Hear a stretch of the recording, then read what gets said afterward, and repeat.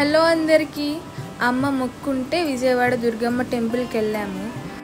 ఇంకా auto uncle ఏం చెప్పారంటే, ఇటు గుడి ముందున్న కృష్ణా నదిలో స్నానం చేయడానికి కుదరదు, మీకు పున్నమి ఘాట్ దగ్గరికి తీసుకెళ్తే అక్కడైతే తక్కువ ఉంటారు జనాలు అని మమ్మల్ని పున్నమి ఘాట్ దగ్గరికి తీసుకెళ్లారనమాట. లోపలికి వెళ్ళిన తర్వాత అక్కడ వాళ్ళు ఏం చెప్పారంటే, నదిలో దిగటానికి కుదరదు, గేట్ క్లోజ్ చేసేసారు, ఇంకా మీరు షవర్ కింద చేయాల్సిందే అన్నారు. ఇంకా 3 కత్తిర్లు ఇచ్చేసి ఫ్రెష్ అయిపోయామన్నమాట గుడికి వెళ్ళటానికి.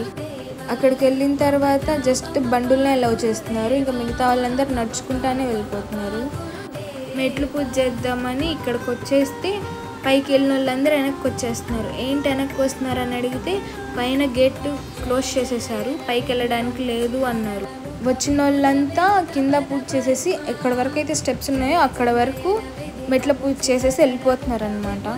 ఇంకా మమ్మీ 21 స్టెప్స్ మోకాల మీద ఎక్కుదా అని కోరుకుందనమాట. మమ్మీది అయిపోయిన తర్వాత ఇంకా నేను అన్న పసుపు కుంకుమ రాయటం స్టార్ట్ చేశాను.